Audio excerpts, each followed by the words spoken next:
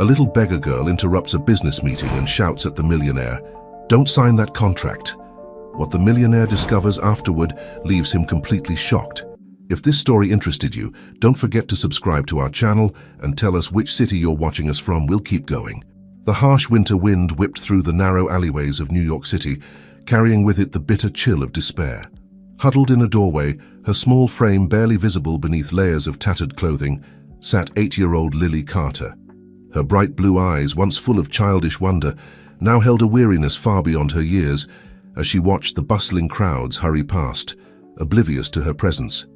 Lily's stomach growled, a painful reminder of the meager breakfast she'd shared with her mother that morning.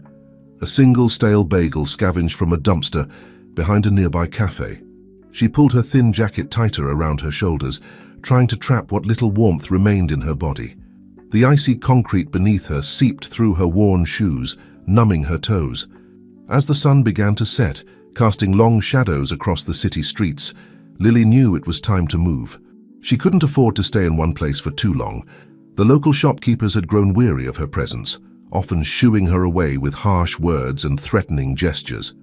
With a deep sigh that seemed to come from the very depths of her soul, she pushed herself to her feet, wincing at the ache in her joints from sitting for so long.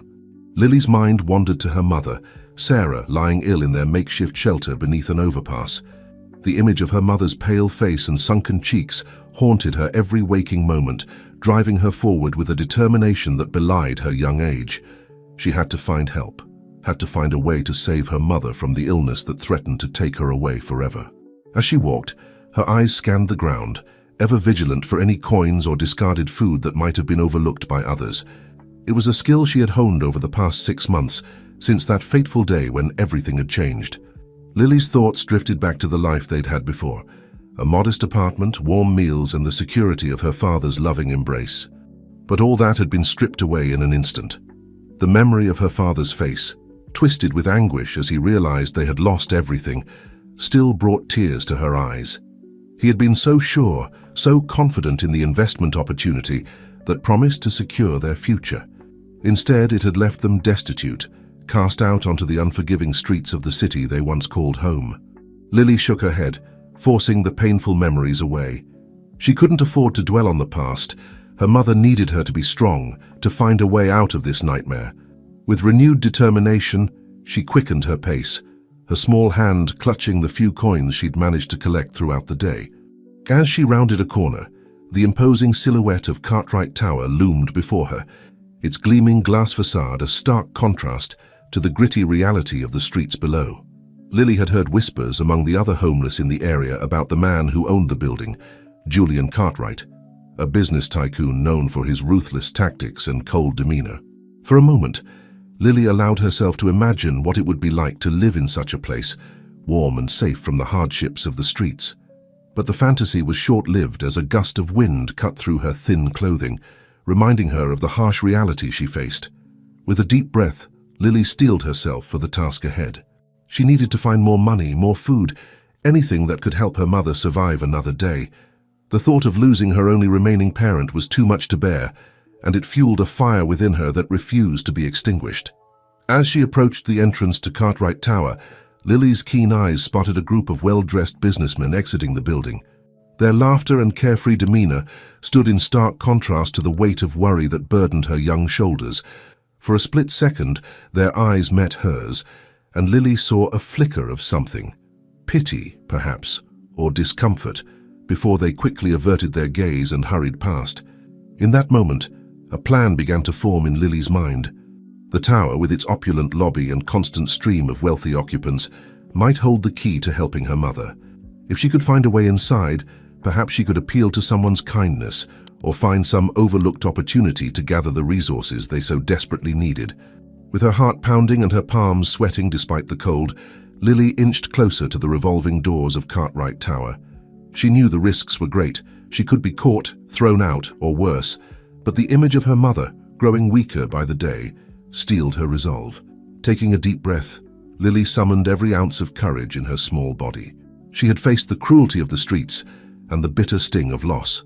Surely she could face whatever lay behind those gleaming doors. With one last glance at the bustling street behind her, Lily stepped forward, ready to embark on a journey that would change her life forever. As the revolving door began to turn, carrying her into the warmth of the lobby, Lily couldn't have known that her simple act of desperation was about to set in motion a chain of events that would shake the very foundations of Cartwright Tower and the lives of everyone within it.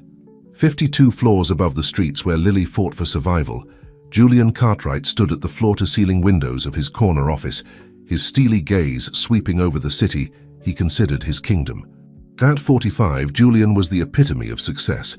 Impeccably dressed in a tailored charcoal suit, his salt-and-pepper hair perfectly coiffed, exuding an aura of power and control that was palpable to anyone who entered his presence. The office around him was a testament to his wealth and influence. Sleek modern furniture, priceless art adorning the walls, and a desk large enough to land a small aircraft. Yet, despite the opulence surrounding him, Julian felt a gnawing emptiness that he couldn't quite shake. A sharp knock on the door interrupted his reverie. "Come in," he barked, not bothering to turn around. His assistant, a nervous young man named David, entered the room, clutching a tablet to his chest like a shield. "Mr. Cartwright, sir, the investors from Shanghai have arrived. They're waiting in the main conference room." Julian's jaw tightened imperceptibly. This meeting could make or break Cartwright Industries' expansion into the Asian market, a move that would cement his status as one of the most powerful businessmen in the world. He had worked tirelessly for months to arrange this deal, pulling strings and calling in favors to get these elusive investors to the table. "Very well," Julian replied, his voice cool and measured. "I'll be there in 5 minutes. Make sure everything is prepared exactly as I specified." David nodded frantically, already backing towards the door. "Yes, sir. Of course, sir. Right away." As the door closed behind his assistant, Julian allowed himself a moment to close his eyes and take a deep breath. He thought back to the early days of his career, when he had been driven by a passion for innovation and a desire to make a difference in the world.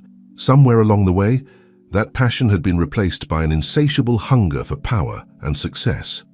Pushing those thoughts aside, Julian straightened his tie and strode out of his office, his footsteps echoing through the hallways as employees scrambled to appear busy in his presence. The fear and respect in their eyes should have filled him with satisfaction, but instead it left him feeling oddly hollow. As he approached the conference room, Julian could hear the low murmur of voices from within. He paused for a moment, hand on the door handle, and allowed a mask of confident charm to settle over his features. With one last deep breath, he pushed the door open and stepped into the room. "Gentlemen," he announced, his voice commanding immediate attention, "welcome to Cartwright Tower. I trust your journey was pleasant?" The group of Chinese businessmen rose to greet him, their faces a mixture of curiosity and calculation. Julian moved around the room, shaking hands and exchanging pleasantries with practiced ease. As he took his seat at the head of the table, he couldn't help but feel a surge of anticipation. This was where he thrived, in the heat of negotiation, where millions of dollars hung in the balance. "Now," Julian began, leaning forward slightly, "let's discuss the future of sustainable energy in Asia and how Cartwright Industries can help shape that future." As the meeting progressed, Julian found himself slipping into the familiar rhythm of deal-making. He presented projections, fielded questions, and subtly maneuvered the conversation to highlight the strengths of his proposal. The investors seemed impressed, their initial skepticism giving way to genuine interest. Hours passed, and as the sun began to set outside the towering windows, Julian could sense that victory was within reach. The lead investor, Mr. Zhang, leaned back in his chair with a thoughtful expression. "Mr. Cartwright," he said, his accent thick but his English impeccable, "your proposal is certainly intriguing. However, we have some concerns about the potential risks involved." Julian's mind raced, anticipating the objections before they were voiced. He had prepared for this, had contingencies in place for every possible scenario. With a confident smile, he began to address their concerns one by one, his words weaving a tapestry of assurance and promise. As he spoke, Julian couldn't help but feel a twinge of something unfamiliar, a flicker of doubt that he quickly suppressed. He had built his empire on deals like this, on his ability to persuade and manipulate. But for the first time in years, he found himself wondering about the true cost of his success. The meeting stretched on into the night, the city lights twinkling below like a sea of stars. Julian's throat was dry from talking, but he pushed on, determined to close the deal. Finally, after what seemed like an eternity, Mr. Zhang nodded slowly. "Very well, Mr. Cartwright. We are prepared to move forward with the initial stages of the agreement. Our legal team will draw up the necessary documents." A surge of triumph coursed through Julian's veins, but it was tempered by an unexpected sense of unease. He had won, as he always did, but the victory felt somehow hollow. As the investors filed out of the room, shaking hands and exchanging business cards, Julian remained seated, staring at the papers scattered across the table. He had everything he had ever wanted: wealth, power, influence, and yet he couldn't shake the feeling that something crucial was missing from his life. Lost in thought, Julian didn't notice the small figure that darted past the conference room door, a flash of movement in the corner of his eye. If he had, he might have recognized the determined set of Lily's jaw, the fierce light in her eyes that mirrored his own long-forgotten idealism. As the elevator doors closed behind the investors, Julian stood and walked to the window, looking out over the city he had conquered. Far below, hidden in the shadows of his tower, a little girl was about to change the course of his life forever. But for now, unaware of the impending collision of their worlds, Julian Cartwright remained alone at the top of his ivory tower, a king without a kingdom, a man who had everything and nothing all at once. Lily's heart pounded in her chest as she slipped through the revolving door of Cartwright Tower, the warmth of the lobby washing over her like a comforting embrace. For a moment she stood frozen, overwhelmed by the opulence surrounding her. The polished marble floors gleamed beneath her worn sneakers, and the soft glow of crystal chandeliers illuminated the bustling space. Shaking off her awe, Lily quickly darted behind a large potted plant, her eyes darting nervously around the lobby. Security guards stood at attention near the elevators, their watchful gazes sweeping across the room. She knew she had to be careful. One wrong move, and she'd be tossed back onto the cold streets. Taking a deep breath, Lily surveyed the scene before her. Businessmen and women hurried across the lobby, their designer shoes clicking against the marble floor. Some chatted animatedly on cell phones, while others huddled in small groups, discussing matters that seemed of great importance. As she watched, Lily noticed a pattern in the flow of people. Every few minutes, a group would approach the security desk, show their badges, and be waved through to the elevators. If she could just find a way to blend in with one of these groups, she might be able to make it past the guards. Lily's gaze fell on a young woman struggling with an armful of coffee cups and pastry boxes. An idea began to form in her mind. Gathering her courage, Lily emerged from her hiding spot and approached the woman. "Excuse me, miss," Lily said, her voice small but determined. "It looks like you could use some help. I'd be happy to carry something for you." The woman looked down at Lily, surprise evident on her face. For a moment, Lily feared she would be shooed away, but then the woman's expression softened. "That's very kind of you," she said, her voice tinged with gratitude. "Here, can you take this box of pastries? Be careful, it's a bit heavy." Lily nodded eagerly, taking the box in her arms. It was indeed heavy, but the weight was nothing compared to the burden of worry she carried for her mother. Together, they approached the security desk. "Good afternoon, Ms. Thompson," one of the guards said, nodding to the woman. His eyes flicked briefly to Lily, but he seemed to assume she was with Ms. Thompson. "Afternoon, Frank," Ms. Thompson replied with a smile. "Just bringing up some treats for the team. We're pulling an all-nighter for the big presentation tomorrow." The guard nodded sympathetically and waved them through. Lily's heart leapt as they passed the security checkpoint and entered the elevator. She had done it. She was in. As the elevator began its ascent, Lily's mind raced. She hadn't thought beyond getting into the building. What would she do now? How could she find help for her mother in this towering maze of offices? The elevator dinged, and Miss Thompson stepped out onto a bustling floor. "This is me," she said, turning to Lily. "Thank you so much for your help. You can just set the box down here." Lily nodded, carefully placing the box on a nearby desk. As Ms. Thompson turned away, distracted by a colleague calling her name, Lily seized her opportunity.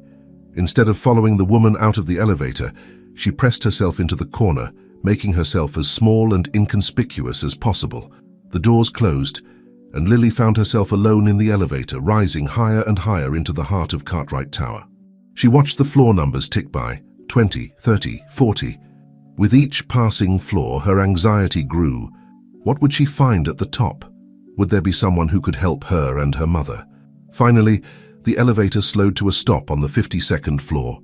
The doors slid open silently, revealing a hushed and elegant hallway. Lily stepped out cautiously, her eyes wide as she took in her surroundings. The plush carpet muffled her footsteps as she crept down the corridor, passing closed doors with important-sounding nameplates. As she rounded a corner, Lily heard voices coming from behind a partially open door. Curiosity got the better of her, and she inched closer, peering through the crack. Inside, she saw a group of men in expensive suits gathered around a large table. At the head of the table sat a man with salt and pepper hair, his commanding presence drawing all eyes to him. This must be Julian Cartwright, Lily realized, the man whose name adorned the building. "Gentlemen," Cartwright was saying, his voice smooth and confident, "I believe we're on the verge of a historic agreement. This deal will not only revolutionize the energy sector in Asia, but will also set a new standard for sustainable development worldwide." Lily listened intently, trying to make sense of the complex words and phrases being tossed around. Though much of it was beyond her understanding, she caught snippets that made her blood run cold. High-risk investments, leveraging assets, aggressive expansion. The words echoed in her mind, stirring memories of hushed conversations between her parents, of her father's excitement over a sure-thing investment that promised to secure their future. Memories of the day it all came crashing down, leaving them with nothing.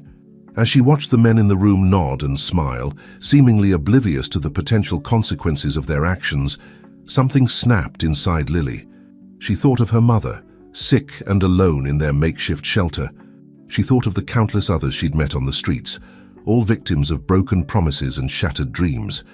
Before she could second-guess herself, Lily pushed the door open wide, her small frame silhouetted in the doorway. The room fell silent, all eyes turning to stare at the unexpected intruder. "Don't sign anything," Lily cried, her voice trembling but filled with conviction. "You don't know what you're doing. You'll hurt people. People like my family." For a moment, the room was frozen in shocked silence. Then, chaos erupted. Security guards rushed forward, and executives leapt to their feet, shouting in confusion and anger. But Lily stood her ground, her eyes locked with Julian Cartwright's stunned gaze. In that moment, two worlds collided, the glittering realm of high finance and the harsh reality of life on the streets. And in the eyes of a little girl, Julian Cartwright saw a reflection of a truth he had long forgotten.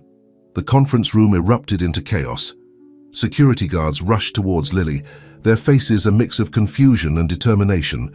The Chinese investors leapt to their feet, shouting in a blend of Mandarin and English, while Julian Cartwright's executives scrambled to regain control of the situation. But amid the pandemonium, Julian remained seated, his eyes fixed on the small figure standing defiantly in the doorway. There was something in the girl's gaze, a mix of fear, desperation, and unwavering conviction that cut through the noise and chaos, reaching a part of him he thought had long since been buried. "Stop!" Julian's voice boomed across the room, silencing the commotion instantly. All eyes turned to him as he slowly rose from his chair, his expression unreadable. "Everyone, please calm down. Let's handle this situation with some dignity." He turned to the security guards who had almost reached Lily. "Gentlemen, please escort our unexpected guest to my office." "Gently," he added, his tone leaving no room for argument. As the guards led a bewildered Lily away, Julian addressed the still agitated investors. "My sincerest apologies for this interruption, gentlemen. Please give me a moment to address this matter, and then we'll resume our discussion. David," he nodded to his assistant, who looked on the verge of fainting, "see to our guest's comfort." With that, Julian strode out of the conference room, leaving a wake of whispers and speculative glances behind him. As he walked towards his office, his mind raced. Who was this girl? How had she managed to infiltrate one of the most secure buildings in the city? And more importantly, why did her words resonate so deeply within him? Julian entered his office to find Lily perched on the edge of a leather armchair, her small frame dwarfed by the massive piece of furniture. The security guards stood at attention nearby, uncertainty clear on their faces. "Leave us," Julian said to the guards, his tone brooking no argument. As the door closed behind them, He turned his attention to Lily. Up close, he could see the toll that life on the streets had taken on her. The worn clothes, the haunted look in her eyes, the way she held herself as if expecting a blow at any moment. "Well, young lady," Julian began, keeping his voice calm and even, "you've certainly made quite an entrance. May I ask your name?" Lily hesitated for a moment, her eyes darting around the room as if searching for an escape route. Finally, she met Julian's gaze. "Lily," she said, her voice barely above a whisper. "Lily Carter." Julian nodded, settling into the chair across from her. "All right, Lily Carter. I think you owe me an explanation. How did you get into this building, and why did you feel the need to interrupt a very important business meeting?" Lily took a deep breath, squaring her shoulders. The fear in her eyes was replaced by a fierce determination that caught Julian off guard. "I got in because I had to," she said, her voice growing stronger. "My mum is sick, and we have nowhere to go. I thought maybe if I could find someone important, someone who could help her." Her voice trailed off, and Julian felt an unexpected pang of sympathy. He pushed it aside, focusing on the matter at hand. "That doesn't explain why you burst into my meeting shouting about not signing contracts." Lily's eyes flashed. "Because I heard what you were saying. It sounded just like the men who tricked my dad. They promised him everything would be okay if he just invested a little more, took a few more risks. But it wasn't okay. We lost everything. And now—" She broke off, fighting back tears. Julian found himself at a loss for words, an unusual state for a man accustomed to always being in control. "I see," he said finally, his voice softer than before. "Lily, I understand you've been through a lot, but you have to realize that business is complex. The deals we make, the risks we take, they're not meant to hurt people." Lily looked up at him, her eyes shining with a wisdom beyond her years. "But they do hurt people, Mr. Cartwright. Maybe you don't mean to, but they do. My dad, he believed in the promise of a better future, just like the men in your meeting. But when it all fell apart, there was no one there to help us pick up the pieces." Julian felt a chill run down his spine. The girl's words echoed thoughts he had pushed aside for years. Doubts about the true impact of his business dealings, questions about the human cost of his relentless pursuit of success.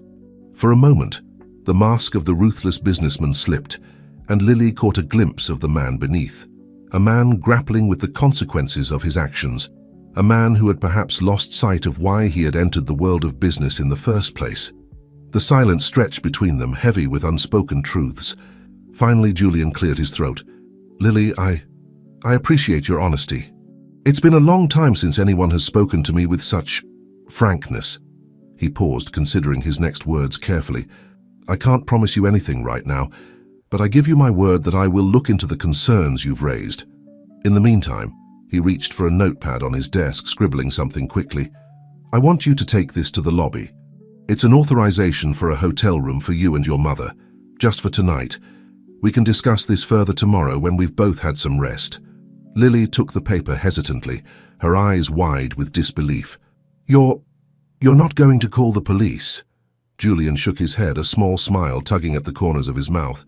"No, Lily, I'm not. But I do expect you to be here tomorrow morning at 9 a.m. sharp. We have a lot to talk about." As Lily stood to leave, Julian felt a strange mix of emotions wash over him. Part of him wanted to dismiss the entire incident, to return to the familiar world of deals and negotiations. But another part, a part he had long ignored, felt awakened by this unexpected encounter. Watching the small figure of Lily Carter walk out of his office, Julian Cartwright realized that his life, and the lives of many others, were about to change in ways he could never have anticipated. The echoes of truth spoken by a child had shaken the foundations of his carefully constructed world, and there would be no going back. As the door closed behind Lily, Julian turned to the window. Looking out over the city he thought he knew so well. For the first time in years, he felt a glimmer of something he had almost forgotten, hope, mixed with the unsettling realization that perhaps, just perhaps, he had lost sight of what truly mattered in his relentless pursuit of success. The morning sun streamed through the floor-to-ceiling windows of Julian Cartwright's penthouse apartment, but he hardly noticed the spectacular view of the New York skyline. He sat at his kitchen island, a cup of untouched coffee growing cold before him, his mind replaying the events of the previous evening. The face of Lily Carter, with her piercing blue eyes and determined set of her jaw, haunted him. Her words echoed in his mind, challenging everything he had built his life upon. For the first time in years, Julian found himself questioning the very foundations of his success. With a heavy sigh, he reached for his phone and dialed a familiar number. "David," he said when his assistant answered, "I need you to clear my schedule for the morning, and I need you to do some research. Find out everything you can about the investment scams that have been targeting middle-class families in the city over the past year." There was a pause on the other end of the line. "Sir?" David's voice was hesitant, confused by this unexpected request. "Just do it, David," Julian said, his tone softer than usual. "And one more thing, when Lily Carter arrives, bring her directly to my office. No security escort this time." As he ended the call, Julian's gaze fell on a framed photo on his kitchen counter. It showed a much younger version of himself, standing proudly in front of a small storefront. Cartwright Electronics read the simple sign above the door. He remembered that day vividly. The excitement, the hope, the genuine desire to create something that would improve people's lives. When had that changed? When had the pursuit of profit overshadowed everything else? The sound of his phone ringing jolted Julian from his reverie. It was Mr. Zhang, the lead investor from the interrupted meeting. Julian took a deep breath, steeling himself for what he knew would be a difficult conversation. "Mr. Zhang," he answered, his voice calm and professional. "I owe you an apology for last night's disruption." "Mr. Cartwright," Zhang's voice was cold. "We came to New York in good faith, expecting to finalize a deal with a man known for his unwavering resolve. Instead, we witnessed a security breach and saw you swayed by the words of a street urchin. I must say we're reconsidering our position." Julian felt a flicker of his old self, the part of him that would do anything to close a deal, to expand his empire. But then Lily's words flashed through his mind again. "Mr. Zhang," he said carefully, "I understand your concerns, but I've come to realize that there are factors we need to consider more carefully. I propose we postpone our final decision for a week. I want to ensure that our venture truly benefits all parties involved, including the communities we aim to serve." There was a long pause on the other end of the line. When Zhang spoke again, his voice held a mix of surprise and grudging respect. "Very well, Mr. Cartwright, 1 week. But be aware we will be exploring other options in the meantime." As the call ended, Julian let out a breath he hadn't realized he'd been holding. He knew he was taking an enormous risk, potentially jeopardizing a deal worth millions. Yet, for the first time in years, he felt a sense of purpose that went beyond mere profit. Across the city, in a modest hotel room provided by Cartwright Industries, Lily Carter sat on the edge of a bed, watching her mother sleep peacefully. The events of the previous night felt like a dream. The opulent tower, the tense confrontation, and the unexpected kindness of Julian Cartwright. Sarah Carter stirred, her eyes fluttering open. "Lily?"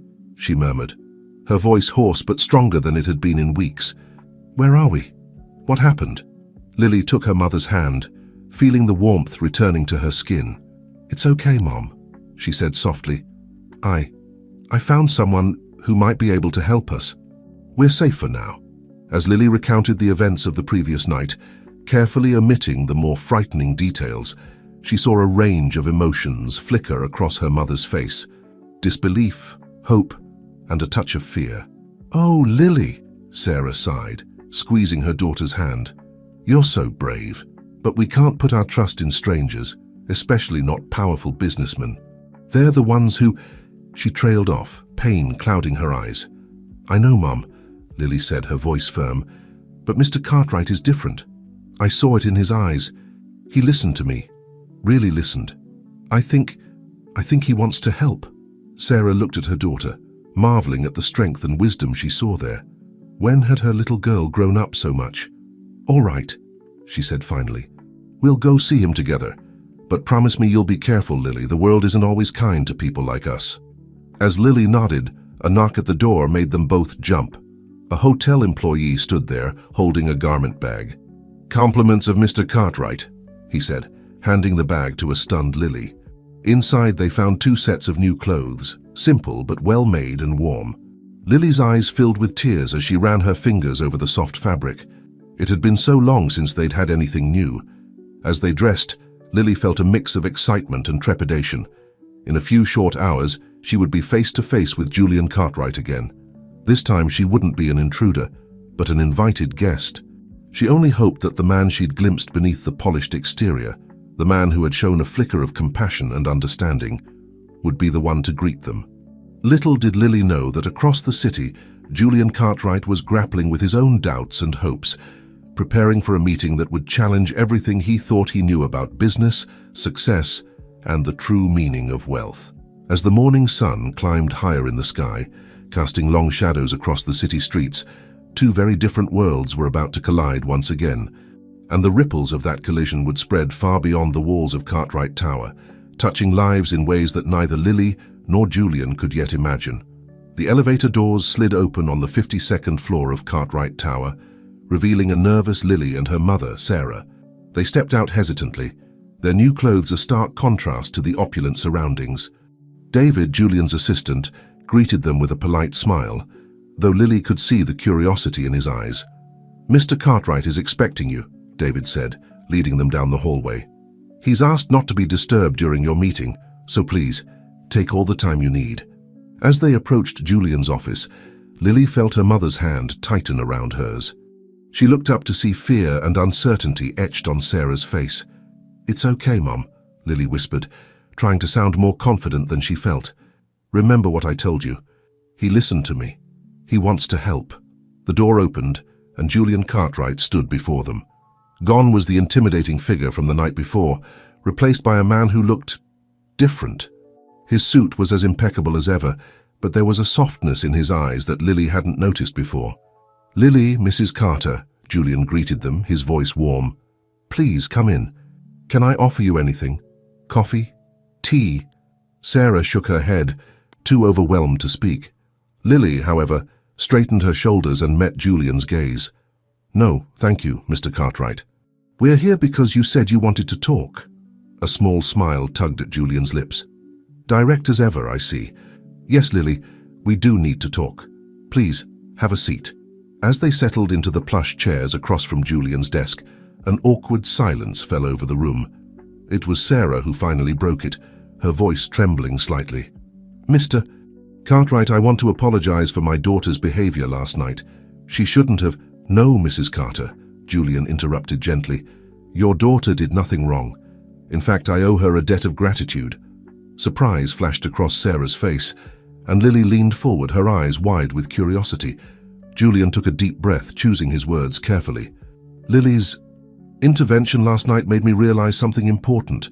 I've spent years building this company, focusing on profits and expansion, but somewhere along the way, I lost sight of the people we're supposed to be serving." He turned to Lily, his expression serious. "You asked me not to sign that contract. You were right to be concerned. After you left, I did some research. The investment group we were meeting with has been linked to several scandals in Asia, predatory practices that have hurt countless families." Lily felt a surge of vindication, quickly followed by a pang of sadness. How many other families had suffered like hers? "So what are you going to do?" she asked, her voice small but steady. Julian leaned back in his chair, a determined look in his eyes. "I'm going to change things, starting with how we do business. No more deals that prioritize profit over people. No more turning a blind eye to the consequences of our actions." He paused, his gaze moving between Lily and Sarah. "But I need your help, both of you. Lily, your perspective, your honesty is something I've been missing. And Mrs. Carter, I'd like to offer you a job." Sarah's eyes widened in shock. "A job? But I don't have any experience in—" "You have the most valuable experience of all," Julian interrupted.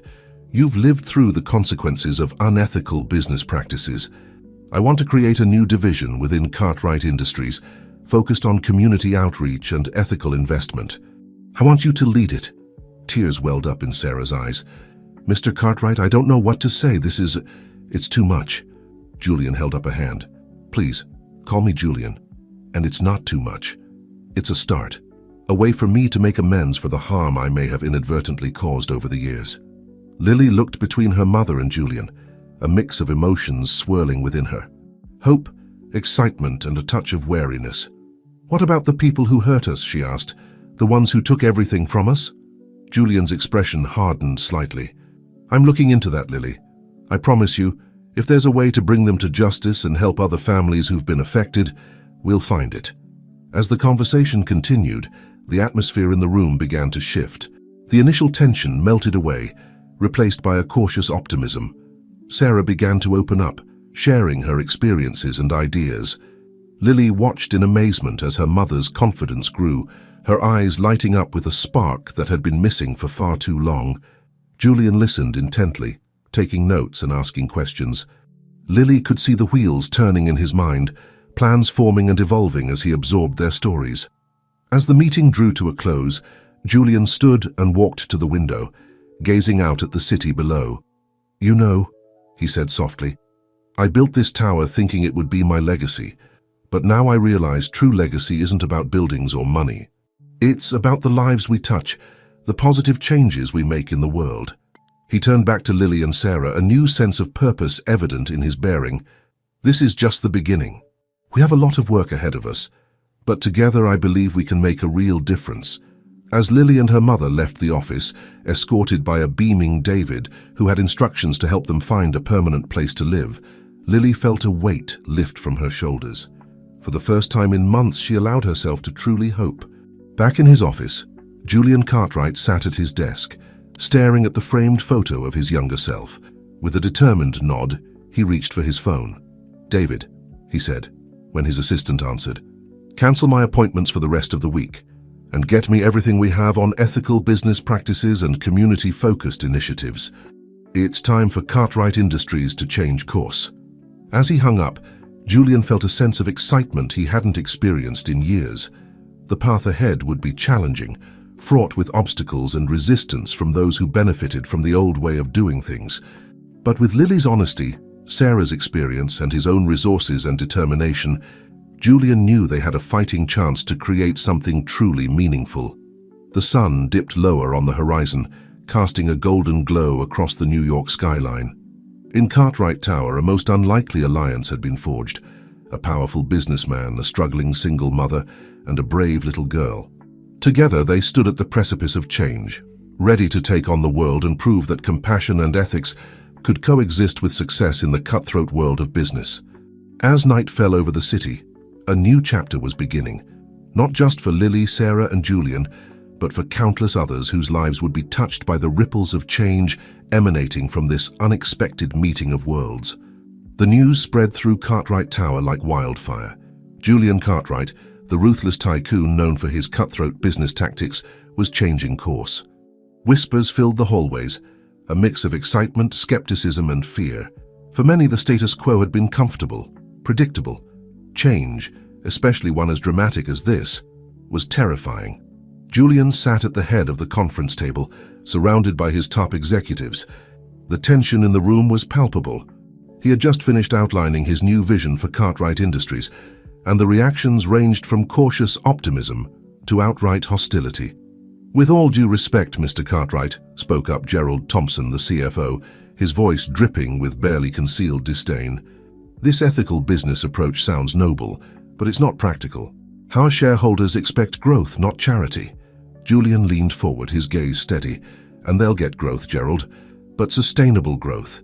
Growth that doesn't come at the expense of vulnerable communities or the environment." "But the deals we have in the pipeline," interjected another executive, her voice tinged with panic. "The Asian expansion, the tech acquisitions, we can't just abandon them." "We're not abandoning anything," Julian replied calmly. "We're re-evaluating. Every deal, every partnership will be scrutinized through this new lens. Those that align with our new ethos will proceed. Those that don't will be restructured or, if necessary, terminated." A murmur of disbelief rippled through the room. Julian could see the doubt in their eyes, the fear of the unknown. He couldn't blame them. Just a week ago, he would have reacted the same way. "I know this is a big change," he continued, his voice softening slightly, "but I truly believe this is not just the right thing to do, it's the smart thing to do. The world is changing, consumers, investors, they're demanding more from corporations. We have a chance to be at the forefront of this change, to set an example for the entire industry." As the meeting continued, Julian outlined his plans, a new division focused on community outreach and ethical investment, stricter environmental standards for all their projects, and a commitment to transparency in all their dealings. Some executives nodded along, cautiously optimistic. Others sat stone-faced, already plotting their exits. Julian knew he was taking a risk, potentially alienating some of his most experienced staff. But as he thought of Lily and Sarah, of the countless others like them affected by ruthless business practices, he knew he couldn't go back to the way things were. Across town, in a modest but comfortable apartment provided by Cartwright Industries, Lily watched her mother prepare for her first day at work. Sarah stood before the mirror, adjusting her new blazer, a mix of excitement and nervousness on her face. "You look great, Mom," Lily said, smiling. It had been so long since she'd seen her mother like this, confident, purposeful. Sarah turned, kneeling down to meet Lily's eyes. "Are you sure you're okay with this, sweetheart? It's a big change for both of us." Lily nodded firmly. "I'm sure. You're going to help people, Mom, like Mr. Cartwright helped us." As Sarah left for work, Lily couldn't help but feel a twinge of worry. The past week had been like a dream, a safe place to live, good food, and the promise of a better future.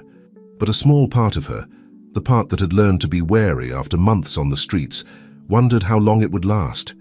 Back at Cartwright Tower, Sarah arrived for her first day, her heart pounding as she stepped into the elevator. The opulence still overwhelmed her, but she steeled herself, remembering Julian's words. Her experience, her perspective, was valuable. As she exited on the 48th floor, home to the new Community Outreach and Ethical Investment Division, she was greeted by a young woman with a warm smile. "Mrs. Carter, I'm Emily, Mr. Cartwright's assistant. He asked me to show you around and help you get settled." Sarah followed Emily through the office, taking in the bustling atmosphere. People hurried about, carrying stacks of papers, and engaged in intense discussions. It was a far cry from anything she had experienced before, but there was an energy, a sense of purpose that was infectious. Emily led her to a corner office with a breathtaking view of the city. "This is you," she said, gesturing to the nameplate on the door that read, "Sarah Carter, Director of Community Outreach." Sarah's breath caught in her throat. It was real. This was really happening. As she settled into her new role, Sarah found herself drawing on strengths she didn't know she had. Her experiences, the struggles, the setbacks, the hard-won victories, gave her a unique perspective that her colleagues valued. She spoke the language of those they were trying to help, understood their fears and hopes in a way that many in the corporate world couldn't. Days turned into weeks, and slowly but surely, changes began to take shape. Julian, true to his word, scrutinized every aspect of Cartwright Industries' operations. Deals were renegotiated, partnerships re-evaluated. It wasn't easy. There was pushback from investors, grumbling from long-time employees resistant to change. But there were victories too.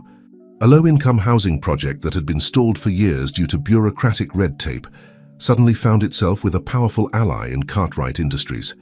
An innovative clean energy startup, previously overlooked by investors, received crucial funding and support. As Julian worked late into the night poring over reports and proposals, he often found his thoughts drifting to Lily.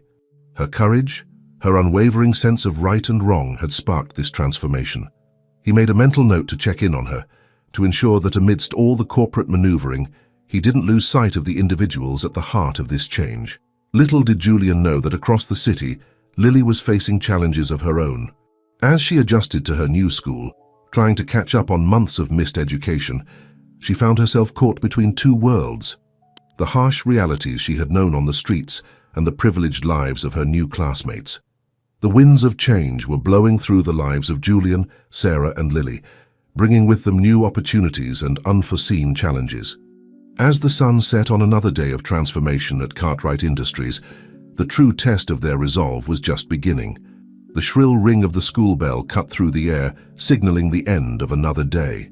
Lily Carter gathered her books, her movements deliberate and careful. She was still getting used to the weight of a full backpack, to the routine of classes and homework after months of survival on the streets. As she made her way through the crowded hallways of Preston Academy, a prestigious private school where Julian had insisted on enrolling her, Lily couldn't help but feel like an outsider. The other students moved in tight-knit groups, their laughter and chatter creating a wall of sound that Lily felt she could never penetrate. "Hey, street girl!" a mocking voice called out. Lily flinched, recognizing the voice of Brittany, one of her classmates. "Did you actually bring lunch today, or are you going to dig through the trash again?" Lily's cheeks burned with shame and anger. She had made the mistake of mentioning her past during a class discussion on social inequality, and some of her classmates had latched onto it, using her background as ammunition for their taunts. "Leave her alone, Brit," another voice cut in. Lily turned to see Max, a quiet boy from her math class, stepping between her and Brittany. "Don't you have anything better to do?" Brittany rolled her eyes but moved on, her posse following close behind. Max turned to Lily, concern in his eyes. "You okay?" Lily nodded, not trusting herself to speak. Max gave her a small smile before disappearing into the crowd, leaving Lily to navigate the rest of her journey alone. As she stepped out into the warm afternoon sun, Lily spotted her mother waiting by the school gates. Sarah's face lit up as she saw her daughter, but her smile faltered when she noticed Lily's downcast expression. "Rough day?" Sarah asked gently as they began their walk home. Lily shrugged, kicking at a pebble on the sidewalk. "It's fine, just different." Sarah's heart ached for her daughter. The past month had been a whirlwind of change for both of them. While Sarah was thriving in her new role at Cartwright Industries, she knew Lily was struggling to find her place in this new world. "You know," Sarah began carefully, "it's okay to talk about it. What you're feeling, what you're going through, it's a lot of change." Lily was quiet for a long moment. When she finally spoke, her voice was barely above a whisper. "I don't fit in, Mom, everyone there. They've never known what it's like to be hungry, to be scared all the time. They look at me like I'm from another planet." Sarah stopped walking, kneeling down to meet Lily's eyes. "Oh, sweetheart, I'm so sorry you're going through this. But remember, your experiences, everything we've been through, it's made you strong, compassionate. Those are qualities to be proud of." Lily nodded, but Sarah could see the doubt lingering in her eyes. As they resumed their walk, Sarah made a mental note to speak with Julian about the situation. Perhaps there was more they could do to ease Lily's transition. Across town, in the upper echelons of Cartwright Tower, Julian was facing challenges of his own. He sat in his office, engaged in a heated phone conversation with Mr. Zhang, the Chinese investor whose deal he had put on hold. "Mr. Cartwright," Zhang's voice crackled through the speaker, "I must say I'm disappointed. We had such high hopes for our partnership." Julian pinched the bridge of his nose, fighting off a growing headache. "Mr. Zhang, I understand your frustration, but as I explained, we're implementing new ethical guidelines for all our international ventures. The original terms of our deal simply don't align with these new standards." "Standards?" Zhang scoffed. "Since when did Cartwright Industries become so idealistic? The Julian Cartwright I knew wouldn't let sentimentality interfere with good business." Julian felt a flare of anger at Zhang's words, but he tamped it down. "This isn't about sentimentality, Mr. Zhang. It's about sustainable, responsible growth. I believe we can still work together, but it will require some significant changes to our original agreement." The silence on the other end of the line was deafening. Finally, Zhang spoke, his voice cold. "Very well, Mr. Cartwright. Send over your new proposals, but be aware you're not the only player in this game. There are others who would be more than happy to partner with us under the original terms." As the call ended, Julian leaned back in his chair, exhaustion washing over him. The past month had been a constant battle, renegotiating deals, placating worried shareholders, trying to shift the entire culture of a massive corporation. There were days when he questioned whether he was doing the right thing, whether one company could really make a difference in the face of entrenched corporate greed. But then he would think of Lily, of the fierce determination in her eyes when she had burst into his meeting that fateful night. He thought of Sarah working tirelessly in her new role, bringing a perspective to the corporate world that it desperately needed. A knock at his door interrupted his thoughts. "Come in," he called out. David, his assistant, entered, a worried expression on his face. "Sir, the board is asking for an emergency meeting. They're concerned about the recent changes and the impact on our stock prices." Julian nodded, unsurprised. He had been expecting this confrontation. "Schedule it for tomorrow morning, David. And could you ask Sarah Carter to join us? I think it's time the board heard directly from our new community outreach director." As David left to make the arrangements, Julian turned to the window, looking out over the city he had once viewed solely as a market to be conquered. Now, he saw the human stories behind every building, every street corner. He saw Lily and Sarah, and countless others like them struggling to find their place in a world that often seemed stacked against them. The path ahead was uncertain, fraught with challenges both personal and professional. But as the sun began to set, painting the sky in brilliant hues of orange and pink, Julian felt a renewed sense of purpose. He had set in motion a change that went beyond balance sheets and profit margins. It was a change that had the potential to transform lives, to redefine what success truly meant in the corporate world. With determination in his heart, Julian began to prepare for the battles that lay ahead. The road to change was never easy, but with Lily's courage, Sarah's wisdom, and his own resources and influence, he believed they had a fighting chance to make a real difference. As night fell over New York City, three unlikely allies, a corporate tycoon, a formerly homeless mother, and a brave little girl, stood at the threshold of a new chapter. Their journey was far from over, but together they were ready to face whatever challenges lay ahead, united in their vision of a more just and compassionate world. The morning sun had barely peeked over the New York skyline when Julian Cartwright strode into the conference room on the top floor of Cartwright Tower. The tension in the air was thick enough to cut with a knife. Around the long mahogany table sat the members of the board of directors, their faces a mix of concern, skepticism, and barely concealed hostility. Julian took his seat at the head of the table, with Sarah Carter quietly settling into the chair to his right. He could feel the questioning glances directed at her, the unspoken challenge to her presence in this sanctuary of corporate power. "Ladies and gentlemen," Julian began, his voice steady and confident, "I know many of you have concerns about the recent changes in our company's direction. I've called this meeting to address those concerns head-on and to reaffirm my commitment to the future of Cartwright Industries." Before he could continue, Gerald Thompson, the CFO, interjected. "With all due respect, Julian, your commitment is precisely what we're worried about. Our stock has dropped 15% since you announced this new ethical direction. Shareholders are panicking, and we've lost 2 major deals in the past month alone." Murmurs of agreement rippled around the table. Julian had expected this, but the reality of facing down his own board was more daunting than he had anticipated. He took a deep breath, ready to defend his vision, when Sarah's voice cut through the tension. "If I may," she said, her voice quiet but firm. All eyes turned to her, some curious, others dismissive. "I understand your concerns. Change is always scary, especially when it affects the bottom line, but I'd like to share some numbers with you that might provide a different perspective." Sarah stood, moving to the screen at the end of the room. With a few taps on her tablet, she brought up a series of graphs and charts. "These are the results of our first community outreach initiatives," she explained. "In just 1 month, we've provided support to over 500 families at risk of homelessness. We've funded 3 clean energy startups that show immense promise, and our employee satisfaction scores have increased by 22%. She paused, letting the information sink in. "But here's the most interesting part," she continued, bringing up a new set of data. "Customer sentiment towards Cartwright Industries has improved dramatically. We're seeing a 30% increase in positive social media mentions, and several major ethical investment funds have expressed interest in increasing their stakes in our company."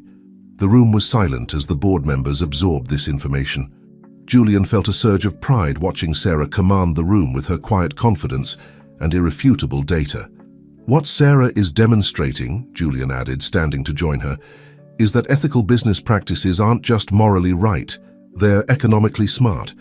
Yes, we're facing some short-term challenges, but we're positioning ourselves to be leaders in a changing global economy, where consumers and investors alike are demanding corporate responsibility." For the next 2 hours, Julian and Sarah fielded questions, addressed concerns, and outlined their vision for the future of Cartwright Industries.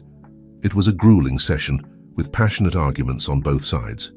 But as the meeting drew to a close, Julian could sense a shift in the room.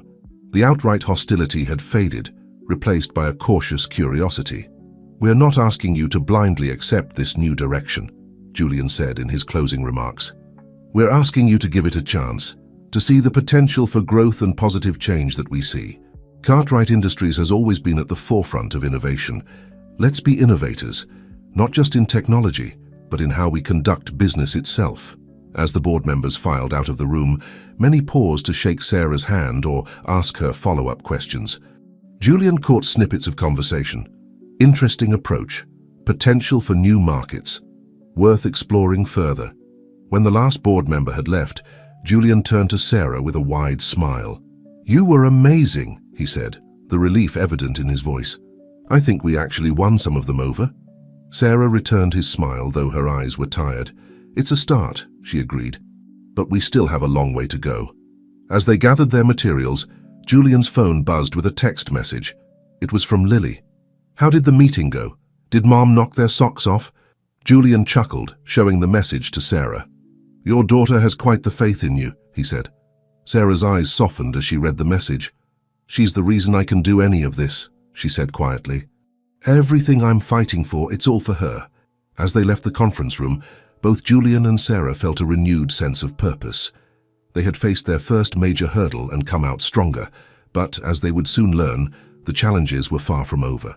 The winds of change they had set in motion were about to blow even stronger, testing their resolve in ways they could never have anticipated. The classroom was abuzz with excitement as Ms. Hendricks, the social studies teacher at Preston Academy, announced the topic for their next project. "Class, we're going to be exploring social inequality and its impact on our community. I want each of you to choose an issue that's important to you and create a presentation on how we can address it." Lily sat at her desk, her mind racing. This was a topic she knew all too well, not from textbooks or statistics, but from lived experience. As her classmates chattered around her, debating which trendy cause to champion, Lily felt a familiar mix of frustration and determination building within her. "Lily," Ms. Hendricks' voice cut through her thoughts, "have you decided on your topic?" All eyes turned to her and Lily felt her cheeks grow warm. But then she remembered her mother's words from a few nights ago. "Your experiences have value, Lily. They've given you a perspective that others need to hear." Taking a deep breath, Lily met her teacher's gaze. "Yes, Ms. Hendricks. I want to talk about homelessness and how it affects families and children." A few snickers echoed from the back of the room, but Ms. Hendricks' face lit up with interest. "That's an excellent choice, Lily. I look forward to seeing your presentation." As the bell rang and students began to file out, Lily felt a tap on her shoulder. It was Max, the boy who had stood up for her against Brittany's bullying. "Hey," he said a little awkwardly, "I think your topic is really cool. Do you maybe want to work together? I don't know much about it, but I'd like to learn." Lily blinked in surprise, then felt a small smile tugging at her lips. "Sure," she said, "that would be great." Over the next few weeks, Lily threw herself into the project with a passion that surprised even her. She and Max spent hours at the library, researching statistics and policies. But more than that, Lily shared her own stories, of nights spent in shelters, of the constant fear and uncertainty, of the small acts of kindness that had meant the world to her and her mother. Max listened with wide eyes, his perspective shifting with each story Lily shared. "I had no idea," he said one afternoon, as they worked on their presentation. "I mean, I've seen homeless people on the street, but I never really thought about what their lives were like." Lily nodded, understanding all too well. "Most people don't," she said softly. "That's why it's so important to talk about it." As the day of the presentations approached, Lily felt a mix of nervousness and excitement. This was her chance to give voice to the experiences of so many who went unheard. She thought of the families she and her mother had met in shelters, of the children who, like her, had to grow up too fast. The morning of the presentation dawned bright and clear. Lily arrived at school early, her heart pounding as she set up her materials. She had asked her mother and Julian to attend, and she spotted them slipping into the back of the classroom just as Ms. Hendricks called the class to order. As her classmates gave their presentations on various social issues, some more passionate than others, Lily felt her nervousness growing. But when Ms. Hendricks called her name, she stood tall, drawing strength from the encouraging smiles of her mother and Julian. "Homelessness isn't just about not having a roof over your head," Lily began, her voice clear and strong. "It's about losing your sense of safety, your dignity, your hope for the future." As she spoke, sharing statistics interwoven with personal anecdotes, Lily could see the impact her words were having. Her classmates, usually fidgety and distracted, were hanging on her every word. Even Brittany, her frequent tormentor, looked shocked and a little ashamed. "But there is hope," Lily continued, her voice gaining confidence. "With the right support and resources, families can rebuild their lives. I know because my mom and I did it. And now we're working to help others do the same." She went on to outline the initiatives that Cartwright Industries was implementing, explaining how corporate responsibility could make a real difference in addressing social issues. As Lily concluded her presentation, the classroom erupted in applause. Ms. Hendricks had tears in her eyes as she thanked Lily, praising her bravery and insight. In the back of the room, Sarah and Julian exchanged proud glances.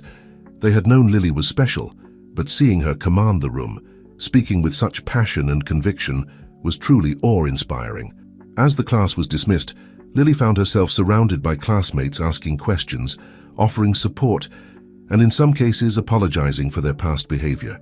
Max stood by her side, beaming with pride at their joint effort. Later that evening, as Lily recounted the day's events over dinner with her mother and Julian, she felt a sense of peace she hadn't experienced in a long time. "I think," she said slowly, "I finally understand why everything happened the way it did. Why we had to go through all that hardship." Sarah reached out, squeezing her daughter's hand. "What do you mean, sweetheart?" Lily's eyes shone with a wisdom beyond her years. "If we hadn't gone through it, we wouldn't be able to help others now. We wouldn't understand what they're going through." She turned to Julian. "And you wouldn't have changed your company to help people." Julian nodded, a lump forming in his throat. "You're right, Lily. You've taught us all so much. You've changed not just your own life, but the lives of so many others." As the conversation continued, filled with laughter and plans for the future, Lily felt a sense of belonging she had never experienced before. She had found her voice, and with it, the power to make a real difference in the world.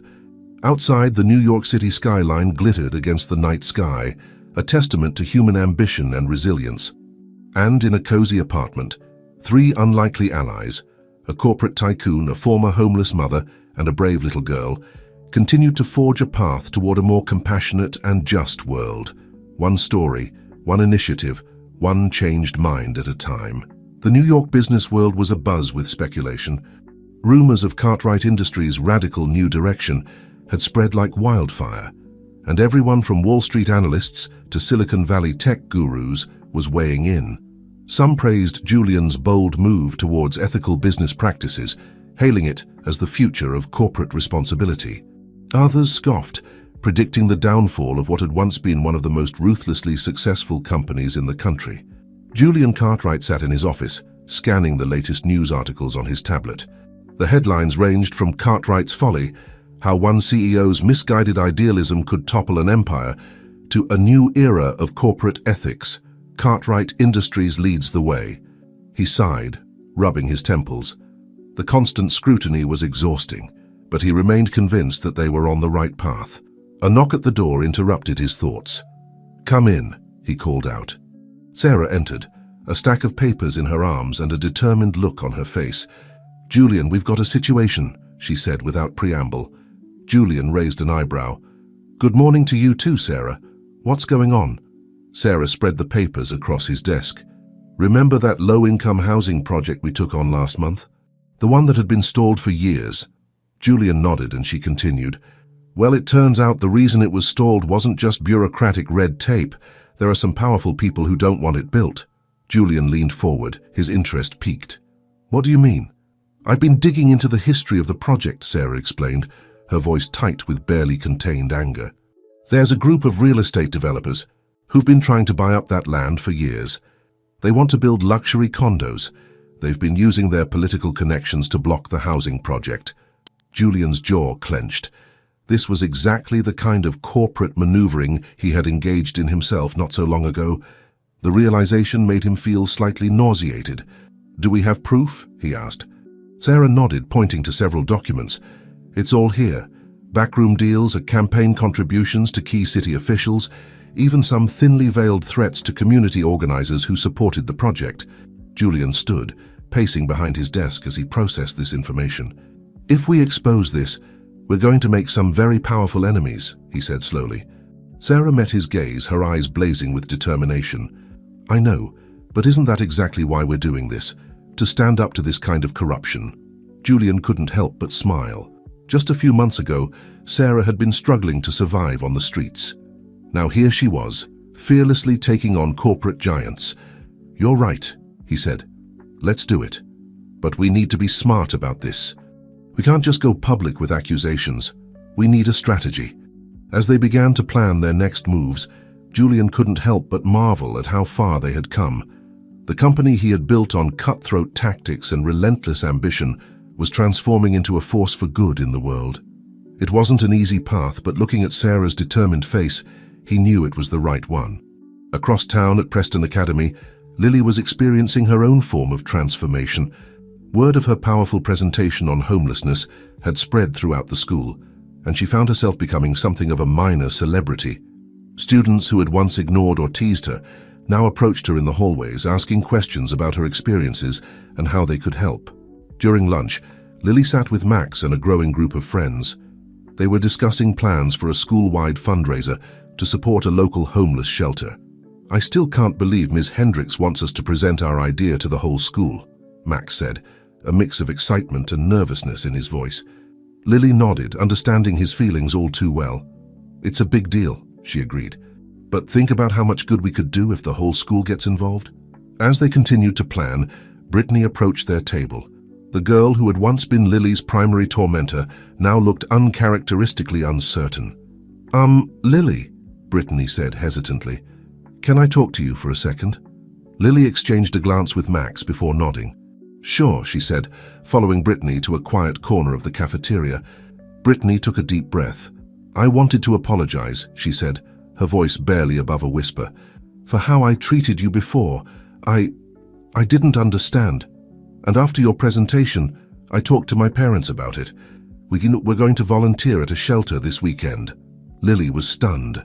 Of all the changes she had experienced in recent months, this was perhaps the most unexpected. That's great, Brittany," she managed to say. Brittany nodded, a small smile on her face. "I was wondering if maybe you'd want to come with us. Show us the ropes?" As Lily agreed, feeling a warmth spreading through her chest, she realized that change wasn't just happening in the boardrooms of Cartwright Tower. It was happening here, in the hallways of her school, in the hearts and minds of her classmates. That evening, as Lily recounted her day to her mother and Julian over dinner, she could see the pride shining in their eyes. Julian said thoughtfully, "what you're doing at your school is just as important as what we're doing at Cartwright Industries. Maybe even more so." Sarah nodded in agreement. "You're changing minds, Lily. You're helping people understand and empathize. That's where real lasting change begins." As they continued their meal, discussing the challenges and victories of their respective days, none of them could have predicted the storm that was brewing on the horizon. The ripple effects of their actions were spreading far and wide, and soon they would face their greatest test yet. But for now, in the warm glow of their shared purpose and growing bond, Julian, Sarah, and Lily felt ready to take on whatever challenges lay ahead. They had each other, and they had the power of their convictions. And in the end, they believed that would be enough to weather any storm. The autumn air had a crisp bite to it as Julian Cartwright made his way through the bustling streets of Lower Manhattan. He was headed to a meeting that he both dreaded and knew was necessary. The Blackstone Group, one of the largest private equity firms in the world, had requested a sit-down with him. Julian knew their reputation for aggressive acquisitions and cost-cutting measures. He had a pretty good idea of what they wanted. As he entered the sleek, modern offices of Blackstone, Julian steeled himself for the confrontation ahead. He was shown into a conference room where 3 men in expensive suits waited for him. At the head of the table sat Richard Blackstone himself, a man known for his ruthless business tactics and unyielding pursuit of profit. "Julian," Blackstone greeted him with a smile that didn't reach his eyes. "Thank you for coming. Please have a seat." Julian sat, his face a mask of calm professionalism. "Richard, gentlemen, what can I do for you today?" Blackstone leaned forward, his fingers steepled in front of him. "Julian, let's cut to the chase. We've been watching Cartwright Industries closely over the past few months. Your new direction has caught our attention." Julian nodded, waiting for the other shoe to drop. "Frankly," Blackstone continued, "we're concerned. Your stock prices have stabilized after the initial drop, but your growth projections are well below industry standards. We believe it's time for a change in leadership." And there it was. Julian had expected this, but hearing it out loud still felt like a punch to the gut. "I see," he said carefully, "and I assume you have a proposal?" One of the other men slid a folder across the table. "We're prepared to make a generous offer for a controlling stake in Cartwright Industries. We believe that with some restructuring, we can return the company to its former profitability." Julian opened the folder, scanning the numbers. It was indeed a generous offer. A year ago, he might have been tempted. But now, "Gentlemen," Julian said, closing the folder, "I appreciate your interest, but Cartwright Industries is not for sale. We are committed to our new direction, and we believe it will yield long-term benefits not just for our shareholders, but for the communities we serve." Blackstone's smile disappeared. "Julian, be reasonable. Your little experiment in corporate social responsibility is admirable, but it's not sustainable. You're putting the entire company at risk."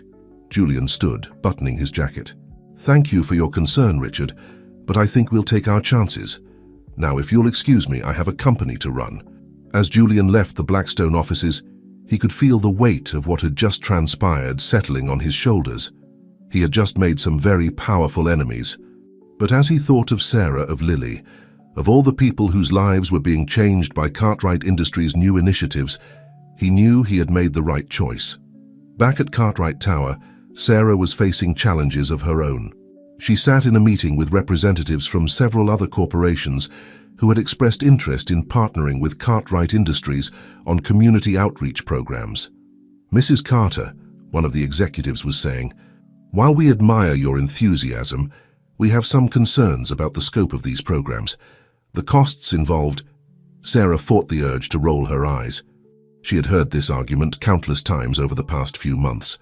"With all due respect," she interjected, "if you look at the data I've provided, you'll see that these programs actually lead to long-term cost savings. Reduced employee turnover, improved community relations, positive brand association. These all translate to tangible financial benefits." The room fell silent as the executives pored over the reports Sarah had prepared. She could see the moment when understanding dawned on their faces. This wasn't just feel-good charity work. It was a new model for sustainable, ethical business practices. As the meeting concluded, Sarah felt a sense of cautious optimism. Change was happening, slowly but surely. Companies that had once scoffed at the idea of corporate responsibility were now seeking guidance on how to implement similar programs.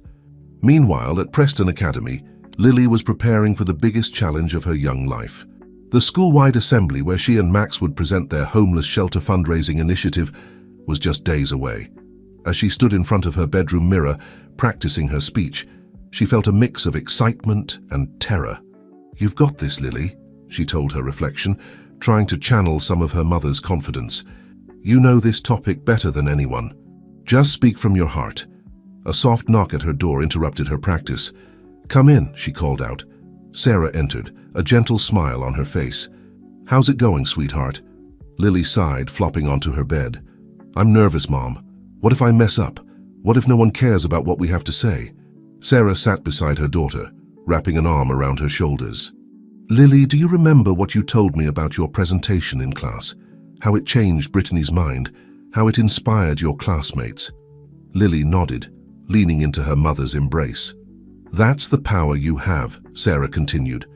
"Your experiences, your passion, they make people listen, they make people care. Just be yourself up there and you'll do amazing." As Lily hugged her mother, feeling some of her anxiety melt away, neither of them could have known the storm that was brewing. Across the city, in boardrooms and back alleys, forces were aligning against the changes that Cartwright Industries represented.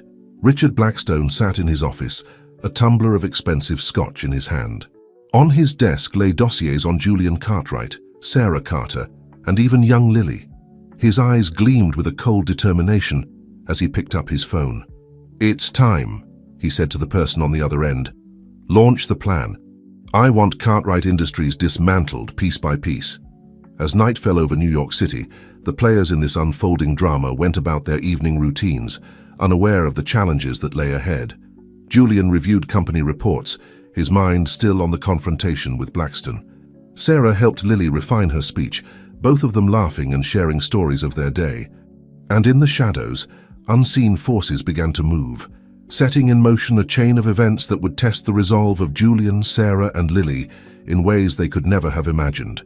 The storm was gathering, and soon it would break over them with a fury that threatened to sweep away everything they had worked so hard to build. But for now, in the quiet of the evening, hope still burned bright. In the face of adversity, in the shadow of looming conflict, the unlikely trio at the heart of this story held fast to their convictions, their bond strengthened by shared purpose and unwavering determination. The true test of their resolve was yet to come, but together they stood ready to face whatever challenges lay ahead, united in their vision of a more just and compassionate world. The morning dawned grey and overcast, a fitting backdrop for the storm that was about to break over Cartwright Industries. Julian arrived at his office earlier than usual, a sense of unease gnawing at him. As he stepped off the elevator, he was immediately confronted by a visibly distressed David. "Sir," David said, his voice trembling slightly, "you need to see this." He handed Julian a tablet open to the financial news. The headline made Julian's blood run cold. Cartwright Industries under investigation for fraud and embezzlement. Julian's mind raced as he scanned the article. The allegations were baseless, a complete fabrication, but the damage was already being done. The stock was in freefall and social media was ablaze with speculation and accusations. "Get Sarah up here now," Julian barked, striding into his office, "and call an emergency board meeting. We need to get ahead of this." As Julian and his team scrambled to respond to the allegations, across town, Sarah was facing a crisis of her own. She arrived at the community center, where Cartwright Industries had been sponsoring a job training program, only to find the doors locked and a notice of eviction posted. "I don't understand," Sarah said to the center's director, a kind-faced woman named Maria. "We paid the rent for the entire year in advance." Maria shook her head, tears in her eyes. "The landlord says he never received the payments. He's claiming we've been in arrears for months. Mrs. Carter, without this center, so many people will lose their chance at a better life." Sarah felt a mixture of anger and determination rising within her. "We'll figure this out, Maria. I promise you we won't let these people down." As Sarah made her way back to Cartwright Tower, her phone buzzed with a text from Lily. "Mom, something weird is happening at school. Can you come?" Sarah's heart sank. What now? She redirected her driver to Preston Academy, her mind whirling with possibilities. When she arrived at the school, she found Lily and Max standing outside the auditorium, looks of confusion and disappointment on their faces. "Mom," Lily said as soon as she saw Sarah, "they cancelled our assembly. The principal says there have been complaints from parents about me promoting a political agenda." Sarah knelt down to her daughter's level, her heart breaking at the hurt in Lily's eyes. "Oh, sweetheart, I'm so sorry, but listen to me. What you're doing, it's important, it's making a difference. We can't let setbacks like this stop us, okay?" Lily nodded, squaring her shoulders in a way that reminded Sarah so much of herself. "Okay, Mom. What do we do now?" "Now," Sarah said, standing up, "we go back to Cartwright Tower. I have a feeling this is all connected, and we need to figure out what's going on." As they made their way back to the tower, none of them could have imagined the scene that awaited them. The lobby was in chaos, with reporters clamoring for statements and worried employees huddled in groups, whispering anxiously. Sarah ushered Lily through the crowd, using her badge to access the executive elevator. When they reached the top floor, they found Julian in the midst of a heated conference call. "These allegations are completely false," he was saying, his voice firm but strained. "Cartwright Industries has always operated with the highest ethical standards. We will cooperate fully with any investigation, confident that our innocence will be proven." As he ended the call, Julian noticed Sarah and Lily. The look of relief on his face was palpable. "Thank God you're here," he said. "Things are falling apart, and I think I know why." Over the next hour, Julian, Sarah, and even Lily pieced together the events of the day. It quickly became clear that this was no coincidence. They were under attack from multiple fronts. "It has to be Blackstone," Julian said, pacing the length of his office. "He's using his connections to try and discredit us, to force us to sell." Sarah nodded grimly. "The community center, Lily's school assembly, they're not just attacking the company. They're going after everything we stand for." Lily, who had been quiet until now, spoke up. "So what do? We can't let them win, right?" Julian and Sarah exchanged a look, both struck by the determination in Lily's voice. In that moment, they realized that this fight was about more than just saving a company. It was about defending a vision of what business could be, about standing up for the vulnerable and marginalized. "No, Lily," Julian said, a fierce resolve in his voice. "We're not going to let them win. But this fight is going to get a lot harder before it gets easier." As the day wore on, Julian, Sarah, and their team worked tirelessly to counter the allegations, to reassure investors and employees, to salvage what they could of their initiatives. But with each passing hour, it became clear that this was only the beginning. In his opulent office across town, Richard Blackstone smiled as he watched the chaos unfold on multiple news channels. He picked up his phone, dialing a familiar number. "Phase 1 is complete," he said to the person on the other end. "Move forward with Phase 2. It's time to turn up the heat on Cartwright and his little do-gooder family." As night fell over New York City, Julian, Sarah, and Lily found themselves huddled in Julian's office, exhausted but unbowed. They had weathered the first strike, but they knew more was coming. The real battle was just beginning. "Whatever happens," Sarah said, looking at Julian and Lily, "we face it together. We've come too far to give up now." Julian nodded, reaching out to squeeze Sarah's hand. Lily, watching this gesture, felt a warmth in her chest, despite the challenges they faced. They were more than colleagues now, more than friends. They were a family, united in their mission to change the world. As they looked out over the glittering city skyline, each of them silently renewed their commitment to the fight ahead. The storm had broken, but they would not be swept away. They would stand firm, together, against whatever forces sought to tear them down. Little did they know, the true test of their resolve was yet to come. The next few days were a whirlwind of activity at Cartwright Tower. Julian, Sarah, and their team worked around the clock, fighting fires on multiple fronts. The media frenzy showed no signs of abating, with new allegations seeming to surface every hour. Julian stood at the head of the conference table, addressing his key executives and legal team. The strain of the past few days was evident on his face, but his voice was steady and determined. "All right, people, let's recap," he said. "Where do we stand?" The head of legal, a sharp-eyed woman named Rachel, spoke up first. "We've filed injunctions against the most egregious false reports. Our legal team is working overtime to gather evidence to refute each allegation. But Julian, I have to be honest. Whoever is behind this, they're good. They've crafted these accusations carefully, mixing just enough truth with the lies to make them seem plausible." Julian nodded grimly. "And our stock?" The CFO, looking haggard, shook his head. "It's not good. We're down 30% since this started. Some major investors are threatening to pull out if we don't return to a more traditional business model." The room fell silent, the weight of their situation pressing down on everyone present. It was Sarah who finally broke the silence, her voice filled with a quiet determination. "We knew this wouldn't be easy," she said, looking around the room. "We're trying to change an entire system, to prove that business can be a force for good. Of course there's pushback, but look at what we've accomplished already." She stood, moving to the screen at the end of the room. With a few taps, she brought up a series of images. The community center, now reopened thanks to their legal team's quick work. Lily and her classmates, who had taken their cancelled assembly online, creating a viral social media campaign about youth homelessness. Employees of Cartwright Industries rallying in support of the company's new direction. "This," Sarah said, gesturing to the screen, "this is what we're fighting for. Real people, real lives changed. We can't give up now." Julian felt a surge of pride and affection as he watched Sarah. She had come so far from the desperate mother he had met just months ago. Her strength, her conviction continued to inspire him.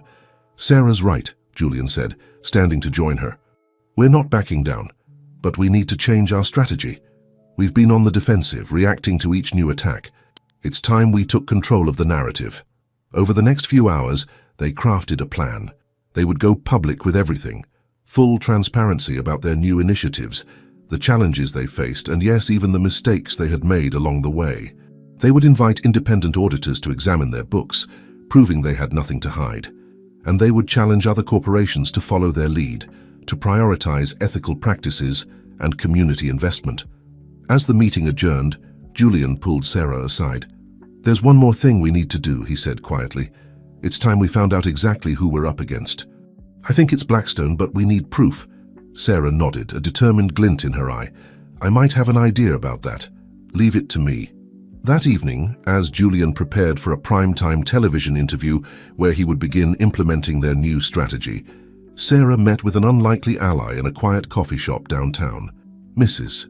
Carter, the man said as he slid into the booth across from her. I have to admit I was surprised to get your call. Sarah studied the man before her. David Chen had been one of the executives who had left Cartwright Industries in protest when Julian announced the company's new direction. But something about his departure had always struck Sarah as odd. Thank you for meeting me, Mr. Chen, Sarah said. I'll get straight to the point. We believe someone is orchestrating these attacks on Cartwright Industries, someone with inside knowledge of our operations. Chen shifted uncomfortably in his seat.